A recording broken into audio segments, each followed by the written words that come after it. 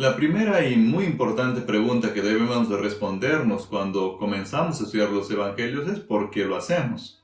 Es cierto que son libros importantes del Nuevo Testamento, es cierto que ahí están registrados los acontecimientos más importantes de la vida del Señor Jesús, pero es importante también respondernos por qué ahora, después de 2000 años, necesitamos estudiar los evangelios.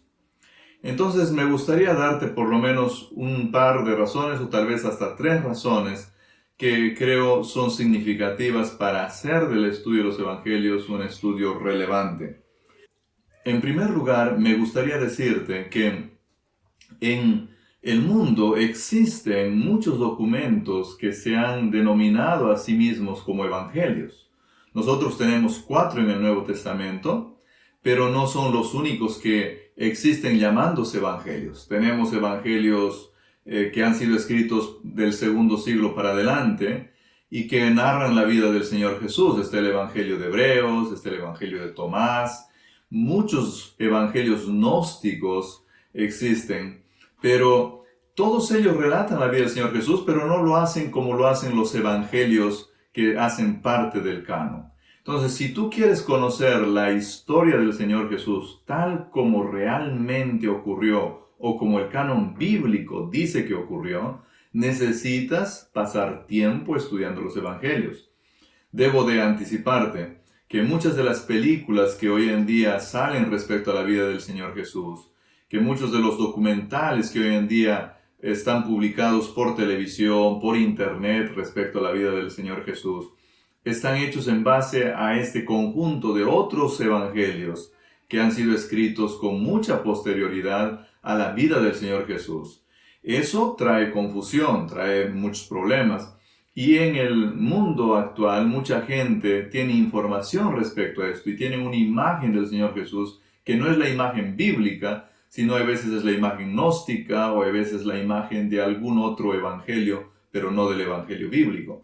Entonces, es sumamente importante estudiar los evangelios desde un punto de vista bíblico para conocer bien quién es el Señor Jesús bíblico y no quién es el Señor Jesús que algunas personas escribieron o crearon de acuerdo a sus propios conceptos.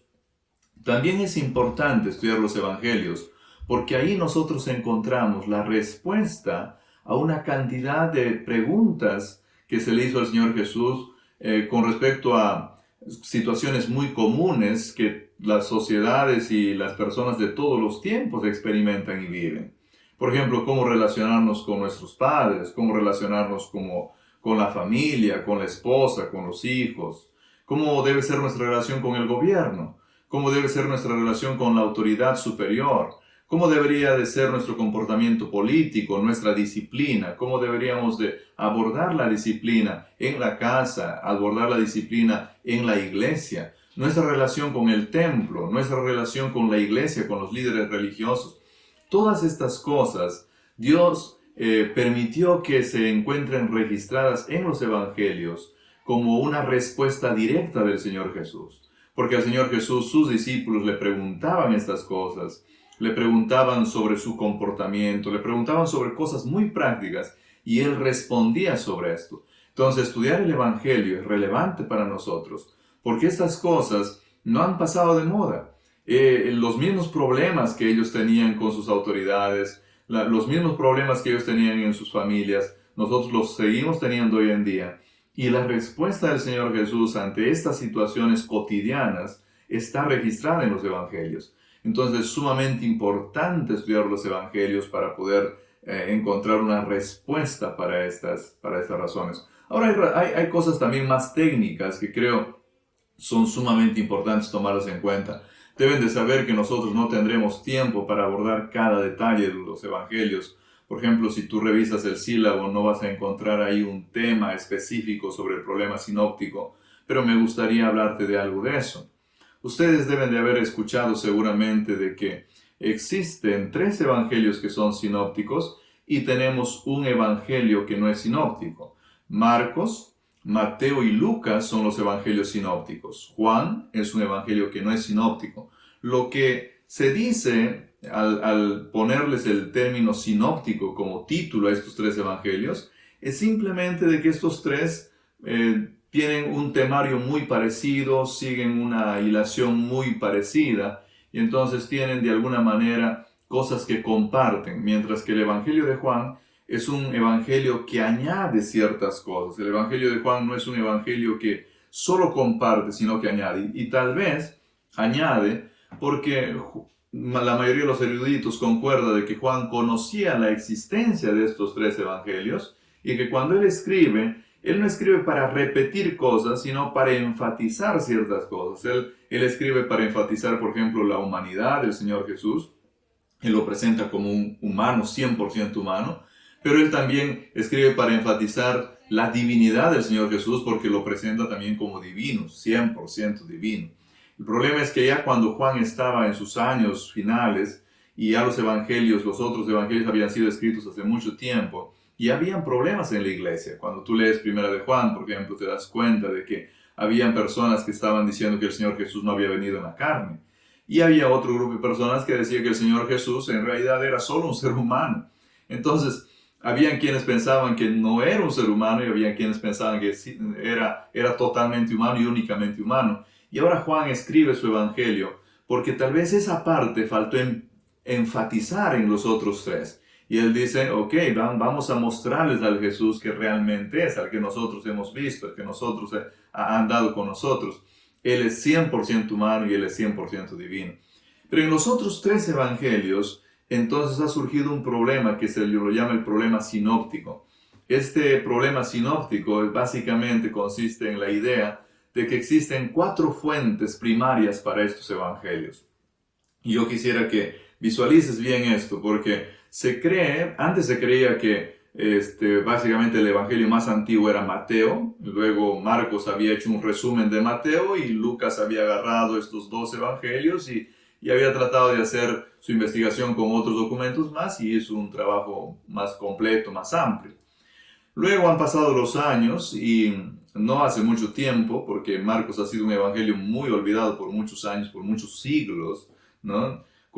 No ha llamado el interés de los eruditos por muchos siglos, pero recientemente Marcos ha llamado la atención de los eruditos en base a unos estudios que por ahí postularon la idea de que este era realmente el evangelio primero, que este era el primero en ser escrito y que de este evangelio tomó algunas cosas el autor de Mateo, y que también de este evangelio tomó algo Lucas. Y entonces Lucas y Mateo tomaron algo de Marcos y ellos sacaron y también escribieron su evangelio. Pero es importante reconocer entonces que había un documento original que es Marcos y entonces luego vendría un documento original también de Mateo y de Lucas, pero ya con algunos préstamos de Marcos. Esa es la idea, esa es la hipótesis, no que sea real, pero esa es la hipótesis. Nadie lo puede demostrar, pero es una tendencia que se tiene entre los eruditos. Es importante que ahí entiendas de que la idea de esto es que entonces Lucas también tiene un documento original, que se lo llama el documento L. Mateo también tiene un documento original, se llama el documento M. Y entonces con la suma de Marcos, ellos hacen su evangelio. Pero aquí viene otro elemento más. Hay algunos eruditos que han postulado la existencia de un cuarto documento, al que se le ha llamado el documento Q. Y entonces ahora Mateo, para hacer su evangelio, ha tenido que usar un poco de Marcos, un poco de lo que él tenía y un poco de este documento Q, ¿no? Y lo mismo ocurrió con Lucas. Entonces, como resultado, la teoría básicamente lo que dice es que existen 4 documentos primeros, ese Q, luego el documento L, que sería el original de Lucas, luego el documento M, que sería el original de Mateo, y luego el documento de Marcos, ¿no? Tendríamos ahí 4 originales que se combinaron y al final dieron resultado los evangelios que tenemos ahora. El de Marcos sería, digamos, el más auténtico, el original. ¿Ok? Pero eso es teoría, eso no significa que esto sea real, ¿no?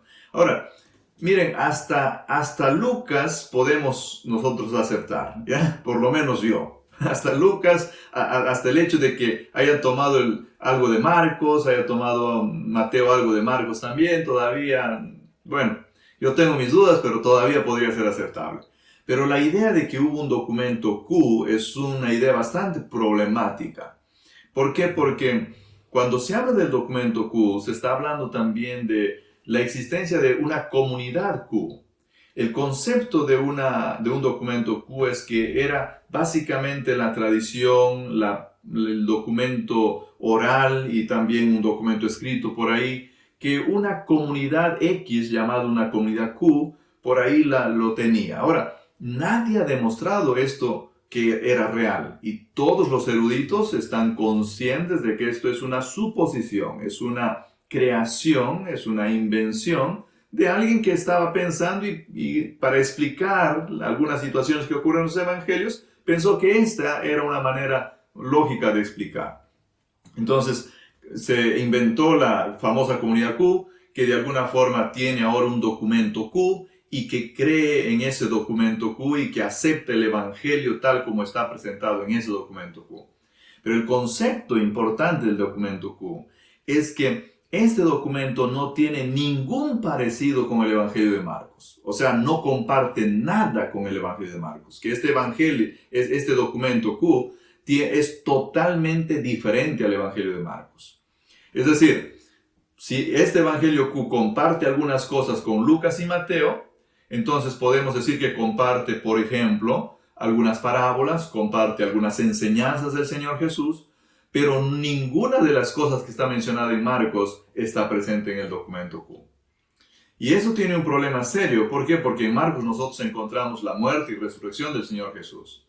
En otras palabras, lo que estos teóricos dicen es que existía una comunidad al principio del cristianismo, una comunidad que se llamaba cristiana y que tenía un documento que supuestamente era más antiguo que el de Marcos, un documento original, en el que no se menciona que el Señor Jesús muere, no se menciona que Él resucita, simplemente se lo tiene como una persona histórica más, que ellos creían en ese Jesús real.